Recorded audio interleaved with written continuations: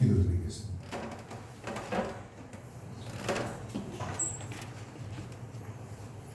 오늘도 말씀을 통하여 성육신된 주님을 만날 수 있도록 도와주시옵소서. 예수님의 이름으로 기도드리옵나이다. 아멘.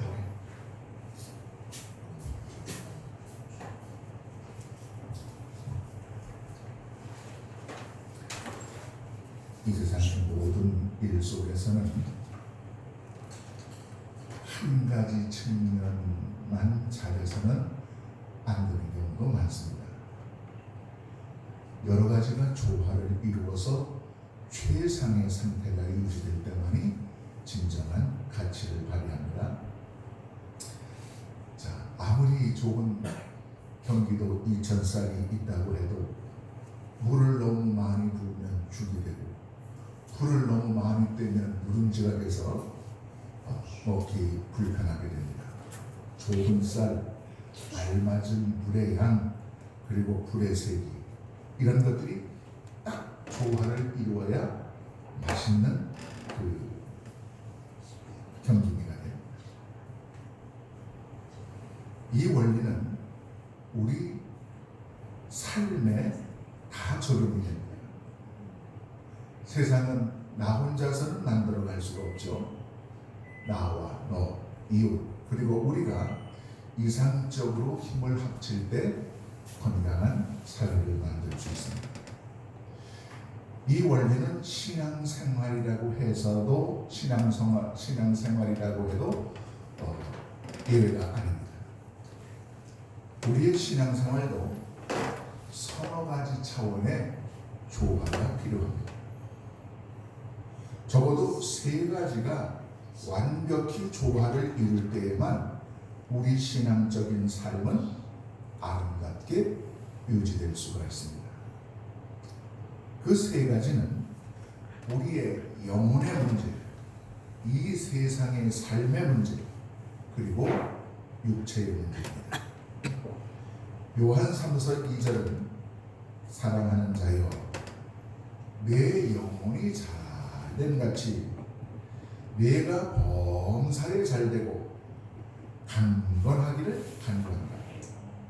순복음교회에서 우리 조영현 목사님은 이 본문을 가지고 삼박자 축복, 삼박자 구원, 이렇게 우리 청중들이 이해하기 쉽게 그런 용어로 표현을 했습니다. 영혼, 생활, 육체, 이 세 가지가 일치되는 신앙생활을 저는 삼위일체 신앙생활이다, 이렇게 이름을 붙였어요. 순복음교회에서는 삼박자 축복, 세길교회에서는 삼위일체 신앙생활입니다. 오늘 요한 3서 본문 말씀은 사도 요한이 가이오라고 하는 사람에게 보낸 편지입니다. 이 편지 2절에 보면 이런 세 가지 신앙생활의 조화를 말씀해 주고 있습니다. 이제 이 말씀에 따라 삼위일체 신앙생활, 이런 제목으로 은혜를 나눕니다. 첫째로 삼위일체 신앙생활의 첫 번째 요소는 영혼이 잘 되는 겁니다. 오늘 본문 말씀 속에서 사도 요한은 가이오에게 편지하면서 제일 먼저 영혼이 잘 되기를 바란다고 했습니다. 이 영혼이 잘 되는 것은 신앙생활의 문제입니다. 영혼 구원의 문제입니다. 믿음의 문제입니다. 우리 신앙인의 삶 속에서 우선적으로 선결되어야 할 문제가 바로 영혼 문제입니다. 먼저 영혼이 잘 되어야 여타의 일도 형통할 수 있습니다. 여러분, 신앙의 문제, 믿음의 문제, 교회 출석의 문제, 이런 것이 막 엉클어졌는데 마음이 편하고 모든 것이 잘 형통된다면 그 이상한 겁니다. 우리 신앙이 안정적일 때, 하나님과의 나와의 관계가 안정적일 때 우리는 세속의 삶도 육체의 건강도 유지할 수 있습니다. 마태복음 12장에 보면 한 부자 이야기가 나와요. 그 부자의 유일한 고민은 곡식을 쌓아둘 창고가 부족한 것이 고민이에요. 그 정도로 그는 영혼 외적인 문제에 있어서는 부족한 것이 없었습니다. 평생을 다 쓰지 못할 만큼의 재물도 있었고 가만히 있어도 그 재산은 눈덩이처럼 자꾸 불어납니다. 그런데 그가 미처 해결하지 못한 문제가 하나 있어요. 곧 영혼의 문제입니다. 그래서 마태복음 12장 20절은 이렇게 말씀합니다. 어리석은 자여, 오늘 밤에 내 영혼을 도로 찾으리니 그러면 네가 얘기하는 것이 네 것이 되겠느냐. 영혼의 문제의 해결 없이 제 아무리 많은 많이 쌓아놓은 재물일지라도 진정한 의미를 가지지 못한다는 거죠. 우리 믿음의 사람들은 그 무엇보다도 영혼이 잘 되어야 합니다. 영혼의 문제는 곧 모든 것의 실마리를 푸는 겁니다. 영혼의 문제, 신앙의 문제를 내버려둔 채 세상살이의 문제에만 얽매여 있다면 그것은 신앙인의 가치의 우선순위가 잘못된 겁니다. 그러면 여러분, 우리가 이 영혼이 잘 되기 위해서는 어떻게 해야 할까요? 먼저 무엇보다도 올바른 하나님에 대한 이해가 필요합니다. 우리 하나님 어떤 하나님? 여호와이되 모든 것을 알고 챙기셔서 준비하시는 하나님. 여호와 니시, 우리를 승리의 깃발을 꽂게 하시는 하나님. 여호와 라파, 우리의 삶과 육체의 고통을 치유하시는 하나님. 구원의 하나님, 십자가의 하나님, 자신을 죽여서 우리를 살리신 하나님. 그런 하나님을 우리가 바르게 알아야 돼요. 우리가 믿는 그 하나님이 어떤 하나님인지 바르게 이해하지 못하면 영혼의 문제가 잘 될 수 없습니다. 여러분, 이단이 왜 이단입니까? 하나님을 바르게 알지 못하고 엉뚱하게 인간이 만든 신에 가서 무릎을 꿇어요. 그러니까 하나님을 잘 이해하지 못해요. 그래서 그 영혼이 파괴돼요.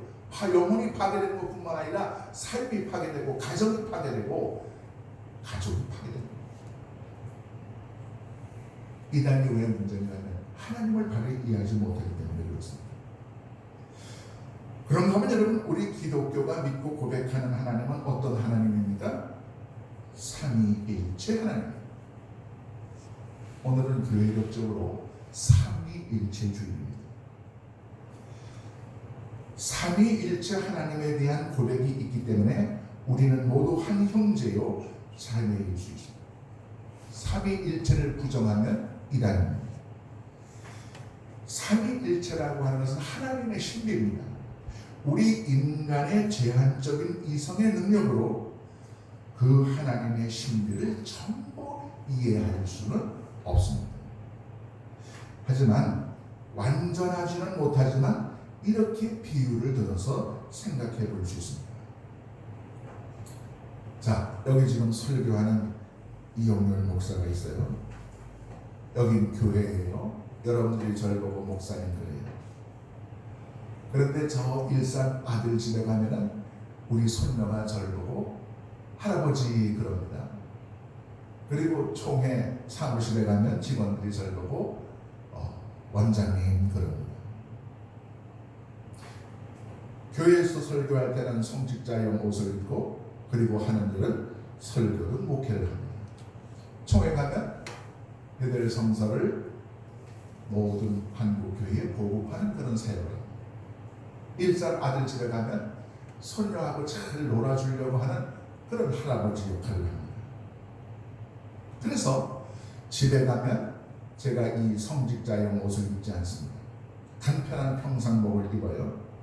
호칭도 할아버지가 됩니다. 절대로 우리 손녀가 저를 보고 목사님 이렇게 안 불러요.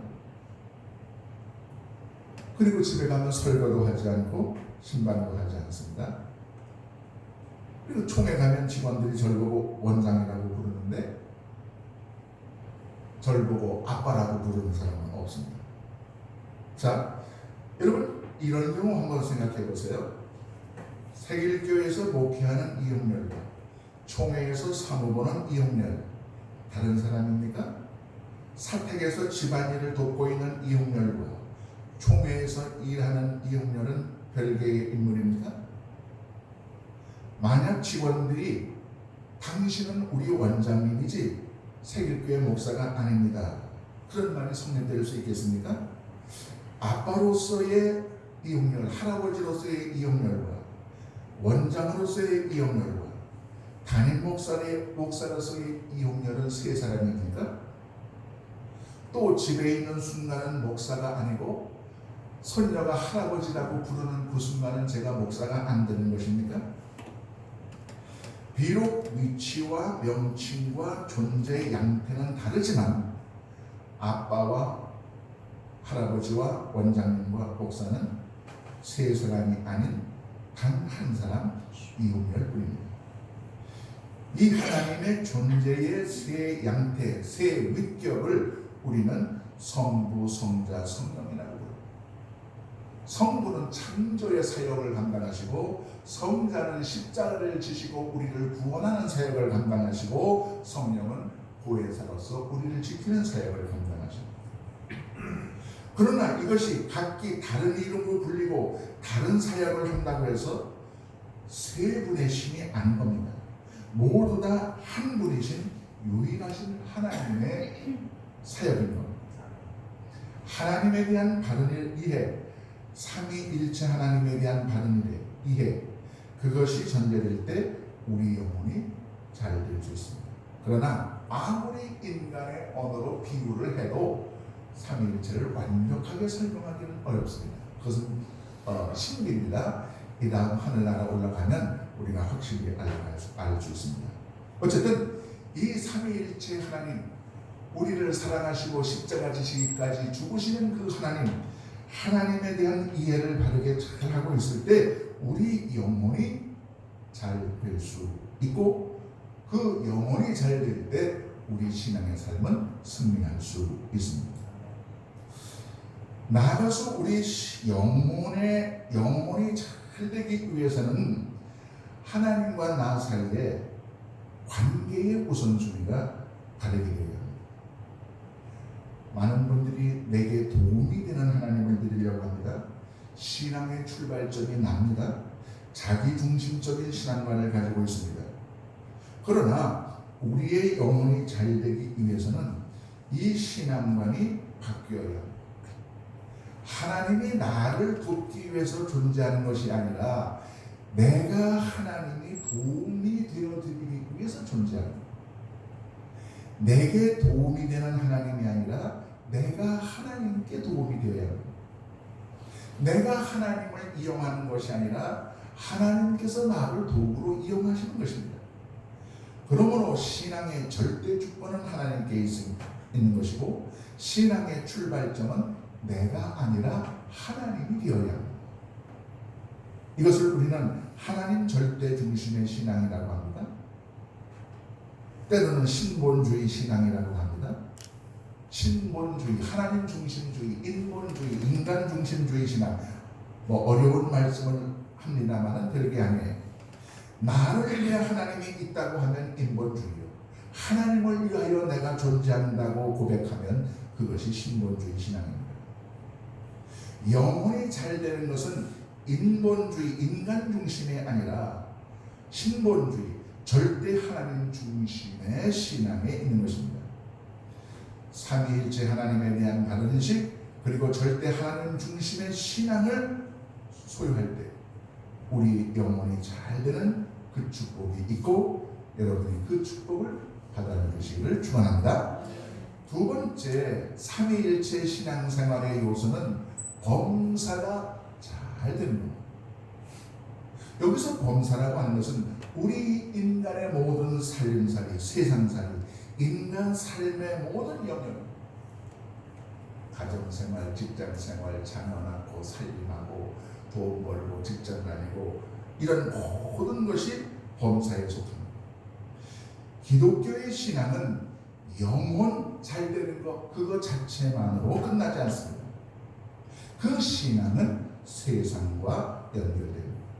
그러므로 참 신앙이란 영혼이 잘 되는 것 같이 범사, 그 세상살이 모든 일도 잘 되는 것이어야 합니다. 세상살이 삶의 내용은 엉망진창인데 아무리 잘 믿는다고 큰소리쳐도 그 신앙은 설득력을 상실합니다. 남만 오차림의 한 남자가 서울역 지하에서 복음을 전하고 있습니다. 주 예수를 믿으시오. 그러면 복을 받습니다. 지나가는 사람이 쓱 쳐다보더니 빈정거리며 말합니다. 예수 믿고 복 받은 게 좋은 소리야? 그 남자의 전도의 열정을 비난하자는 게 아닙니다. 최소한 그분은 삼위일체 신앙생활의 삼위일체 요소 중 열심히 전도하려는 신앙적 영혼의 그 열정의 요소는 갖추었을지 몰라도 두 번째 요소는 망가집니다. 예수 믿고 전부 다 거지 비슷하게 된다면 누가 예수를 믿겠습니까? 우리의 신앙은 결코 영혼이 잘 되는 것만으로 끝나는 것이 아니라 범사에도 잘 되어야 합니다. 여러분, 전도하러 갈 때는 가장 좋은 옷을 입고 가장 예쁘게 단장을 하고 나가야 됩니다. 자, 그러면 여러분, 우리가 이 세상살이 봉사가 잘 되려면 어떻게 해야 할까요? 두 가지 관계가 바르게 되어야 합니다. 첫째는 바른 대인 관계가 선행되어야 됩니다.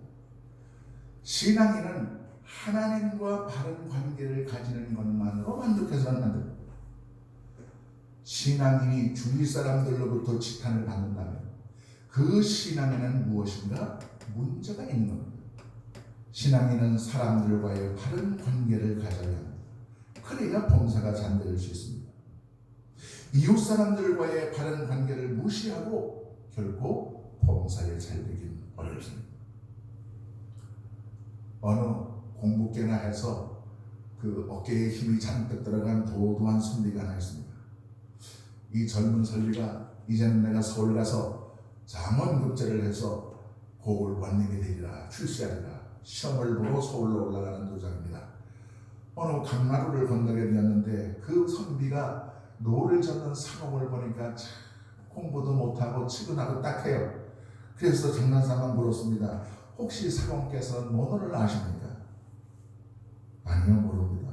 그러면 인생의 4분의 1은 잘못 산 거예요. 그러면 이번에 시경은 아십니까? 아니요, 모릅니다. 큰일이로다. 그러면 인생의 3분의 1을 잘못 사신 것이요. 그러면 마지막으로 혹시 천자문이라도 좀 아십니까? 아니요, 전혀 모르겠는데요.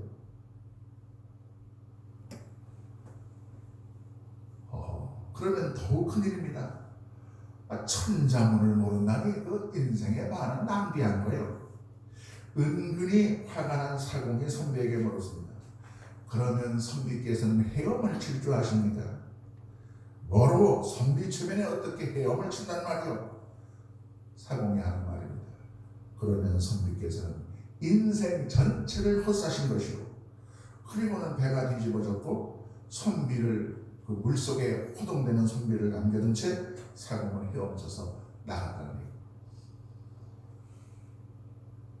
사공을 공부를 못한 이런 내려다보는 그런 인간관계 때문에 결국은 그 사공은 강물에 빠져 죽을 수밖에 없습니다. 내 주관으로 상대방을 판단하게 되면 다른 사람들과 바른 관계를 가질 수 없습니다. 이웃과의 바른 관계 없이 봉사가 잘 될 수 없습니다. 할 수 있는 대로 상대방을 이해하도록 해야 합니다. 며느리는 일주일만 시어머니가 되고 시어머니는 일주일만 며느리가 되어야 합니다. 남편은 아내의 마음을 가져보고 아내는 남편의 심정을 헤아려 보아야 합니다. 그러면 그 가정의 봉사가 잘 될 겁니다. 나가서 봉사가 잘 되려면 물질 관계가 바르게 돼요. 우리 인간관계의 단절 원인의 90%는 물질적인 데서입니다. 신앙인은 이웃에게 빚진 물질이 있을 때 갚을 수 있는 형편이라면 우선적으로 갚아야 합니다. 과거에 교회에서 월급을 받는 그런 사찰 집사님이 있었어요. 어느 날 제가 슈퍼 앞을 지나는데 슈퍼 아줌마가 목사님 하고 불러요. 그래서 예, 아주머니 왜 그러세요? 했더니 그 교회 형편이 어려워서 직원들 월급을 못 들으시나요? 깜짝 놀랐어요. 제 월급을 못 받으면 못 받았지 사찰이나 전도사님이나 뭐 부목사님 월급을 못 드린 적이 한 번도 없어요. 알고 보니까 교회 사찰 집사님이 외상을 한 거예요. 동네 슈퍼, 과일 가게, 우유 아줌마, 화장품 매파는 잔뜩 외상을 들여놓고는 어떤 것은 6개월, 어떤 것은 1년 동안 안 가본 거예요. 그리고 돈 달라고 하니까 하는 말이 아이고 슈퍼 아줌마 죄송해요. 제가 교회에서 월급을 받아야 되는데 지금 몇 달째 못 받았는데 월급 나오면 바로 드릴게요. 그런 말이죠. 그러니 그 슈퍼 사장님이 볼 때 교회를 어떻게 맡겠어요? 덕이 되지 못해서 사임을 시켰습니다. 외상은 자유지만 교회의 이미지를 망쳤어요. 올바른 물질 관계가 올바른 인간관계를 형성하고 올바른 인간관계가 바로 범사를 잘되게 하는 지혜인 겁니다. 나아가서 물질을 사용하시되 하나님의 일, 올바른 일, 신앙적으로 바르게 잘 사용해야 우리가 범사가 잘 될 수 있습니다. 여러분, 미국에서 제일 큰 대학교가 어떤 대학교인지 아십니까? 하버드 대학이 아닙니다. 매사추세츠 공과대학이 아닙니다. 가장 큰 대학은 스탠포드 대학입니다. 근데 이 대학이 어떻게 세우게 됐느냐? 어느 날 허름하게 생긴 노인 부부가 하버드 대학을 찾아왔습니다. 수의실에 가서 물었어요. 수의 양반, 이런 하버드 대학교 같은 거 하나 세우려면 돈이 얼마나 들까요? 영문을 모르는 수의가 이웬 정신이상자 노인네네 하고 아주 그냥 홀대를 했습니다. 노인 부부가 그게 아니라 내가 우리 하버드 대학교에 기부금을 좀 내려고 왔습니다. 그랬더니 그 수의가 당신 같은 사람이 무슨 기부금을 내느냐고 그냥 막 쫓아서 내보냈습니다. 그 노인 부부는 화가 나서 하버드 대학교에 내려든 기부금을 가지고 다른 대학을 설립했습니다. 그것이 미국 최대의 대학 스탠포드 대학이다. 소잃고 외양간 고치기지만 그 후부터 하버드 대학 수의실에는 외모로 사람을 취하지 말라는 하나님의 말씀을 걸어놓았다고 합니다. 여러분, 물질을 바르게 사용하면 세상을 구원하는 하나님의 일을 돕는 데 쓰일 수가 있습니다. 대학을 하나 세워서 수많은 인재를 양성할 수 있습니다. 올바르게 사용하는 물질, 올바른 물질관, 그것이 바로 범사가 잘 되는 길임을 잊어서는 안 됩니다. 자, 제가 질문을 하나 해보겠습니다. 안준희 집사님 제일 만만하니까 요 앞으로 나와서 좀. 제가 밤 8시에 급하게 집사님 아파트 벨을 땡동땡동 하고 눌러가지고 찾아갔어요. 아주 급한 모습으로 집사님 정말로 죄송합니다. 내가 너무너무 급해서 그러는데 우리 아들 태빈이가 큰 사고를 저질렀습니다. 제가 딱 한 달만 쓰고 돌려드릴 테니까 저한테 좀 있는 돈 몽땅 좀 빌려주십시오. 돈이 없으면 그 카드 깡이라고 해서 좀 빌려주시든지 아니면 다른 친구들이나 아니면 친척들한테 말씀해서라도 좀 빌려주십시오. 딱 한 달 만에 제가 섭섭지 않게 은행 이자 이상으로 비용을 쳐드리겠습니다. 그리고 절대 이것은 우리 교인들한테 말하지 마시고 집사님하고 나하고 단둘만의 비밀이니까 목사를 믿고 그 돈을 빌려주시는데 많이 빌려줄수록 좋습니다. 자, 얼마를 빌려주시겠습니까? 제가 찾아가서 막 사서 말했어요. 네? 네? 사람한테 물어보면 얼마? 금액이 얼마냐 물어봐야 되는 거예요. 예? 금액이 얼마 필요한가? 아니 글쎄 뭐 많을수록 좋으니까 뭐 1,000만 원 좋고 1억 원도 좋고 하니까 많이 좋다고 하면 전 재산은 다 못 드릴 것 같아요. 아 글쎄 그럼 얼마 금액을 따져봐요. 보시면 금액이 많아요. 한 50%는 드릴 것 같아요. 아 글쎄 금액이 얼마나 되는지 돈으로 말하지 그 대만은 얼마인지 모르겠어요. 필요하신 금액을 500만 원입니까? 1,000만 원입니까? 1억입니까? 2억입니까? 목사가 빌려달라면 얼마까지 빌려줄 수 있어요? 잔고가 없어가지고. 아 잔고 없으면 카드 살 수 있고 친구들한테 빌릴 수도 있다니까. 없다고 그래요, 윤 집사님. 예? 없다 그러면 이제 저하고는 다시는 안 볼 겁니다.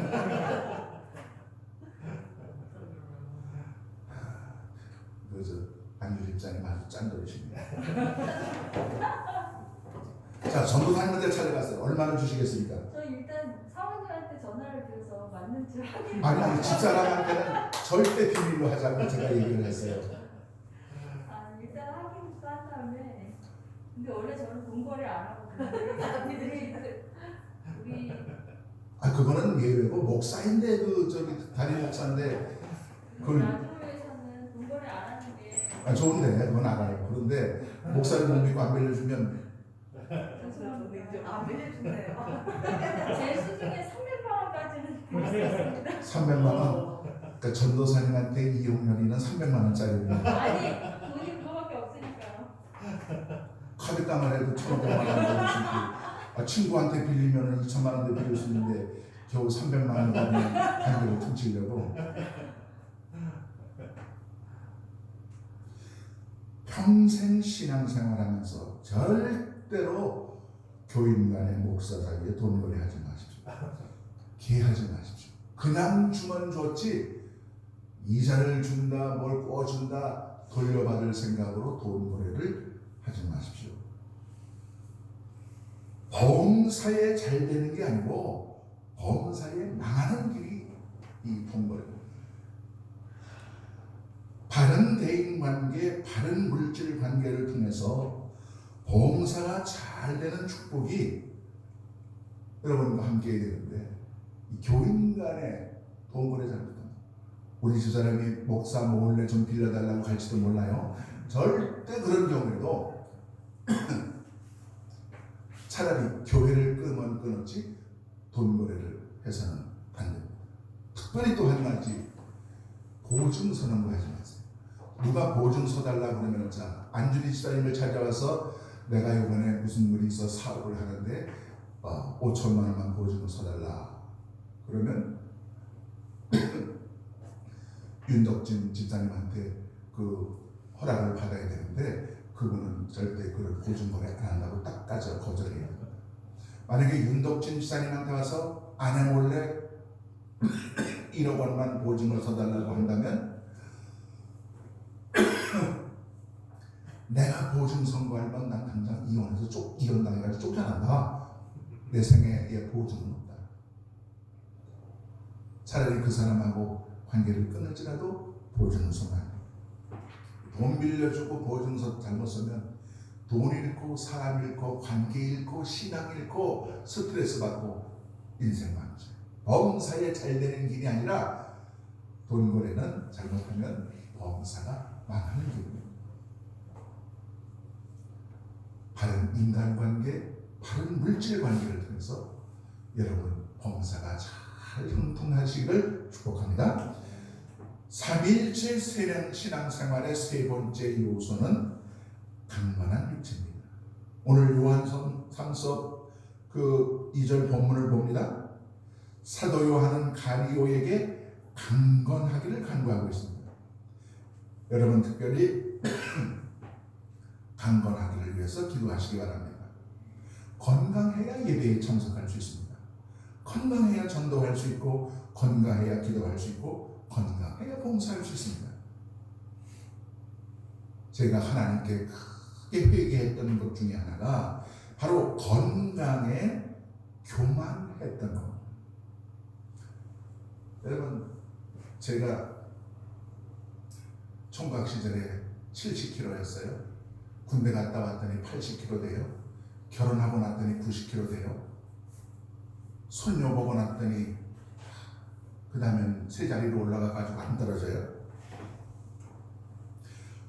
젊었을 때 제가 튼튼하고 소화도 잘하고 얼마나 그 건강에 자신이 있는지 몰라요. 그런데 너무 건강에 교만한 나머지 이 속색이나 뭐 이런 데 신경 쓰지 않았어요. 7년을 아침을 굶고 다녔어요. 그리고 점심에는 국수 먹었어요.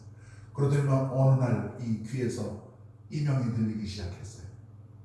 그래서 서울 한강 성심병원 가가지고 검사를 했더니 아, 이렇게 8, 90kg 나가는 몸인데 영양실조 걸렸다는 그런 그 진단이 나왔어요.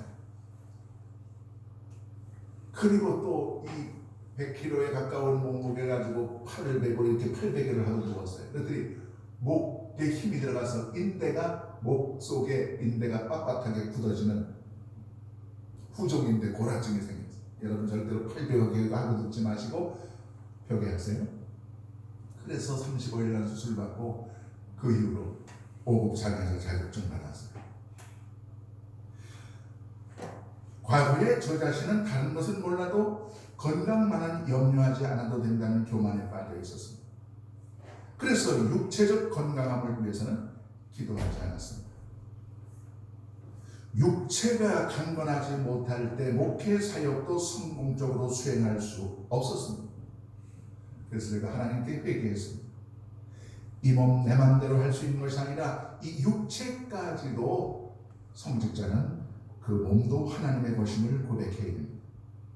우리의 육체도 하나님께로부터 온 것입니다. 하나님이 주신 육체를 더욱 잘 간수하고 보존해서 언제든지 하나님 필요하시다고 하시면 쓰실 수 있도록 최상의 상태로 수리하고 닦고 조이고 기름쳐서 보링해서 이 육체를 유지해야 됩니다. 하나님 쓰시겠다면 언제든지 튀어나갈 수 있어요. 하나님이 쓰시겠다, 내 육체를 쓰시겠다고 필요하다고 하는데 보니까 여기가 아프고 저기가 고장나고 그래가지고 그 부르심에 응답하지 못한다면 이것도 하나님께 우리가 불충한 것. 미국 의학협회에서 발표한 건강 비결이 있더라고요. 건강하게 살 권리가 있다고 믿어라. 당신의 일을 좋아해라. 취미를 하나 가져라. 사람을 좋아해라. 언제나 만족할 줄 많은 마음을 가져라. 역경을 헤쳐나가라. 유머를 즐겨라. 스스로의 힘으로 도전과 위기의 상황을 해결해라. 보약 먹으라는 소리는 하나도 없습니다만 의미 있는 그런 정신적 건강 비결입니다. 육체의 강건함, 그것은 능력 있는 신앙의 삶을 위해서 빼놓을 수 없는 요소입니다. 여러분 나아가서 육체의 강건함을 주셨을 때 주의 일에 힘써 봉사하시기 바랍니다. 지혜 중에 큰 지혜는 하나님께서 건강함을 주셨을 때 힘써 하나님의 일을 위해서 그 건강을 바친 겁니다. 강건한 몸이 있어야 건강한 믿음의 삶을 살 수 있습니다. 건강한 육체가 있어야 하나님께 건강한 섬김을 드릴 수 있습니다. 여러분, 우리의 신앙은 어느 한 가지만으로 만족해서는 안 됩니다. 영혼과 생활과 육체가 조화를 이루어야 합니다. 아니, 일체를 이루어야 합니다. 여러분의 영혼이 잘 되시기를 축복합니다. 여러분의 범사가 무조건 잘되고 형통하시기를 축복합니다. 여러분의 육체가 건강하시기를 축복합니다. 삼위일체 신앙생활을 통해서 승리하는 믿음 만들어가는 여러분 되시기를 다시 한번 주의 이름으로 축복합니다. 기도하겠습니다. 지금 세계의 성도들 영혼이 잘되어 구원의 백성 되기도 하시고 범사가 잘되어 하나님께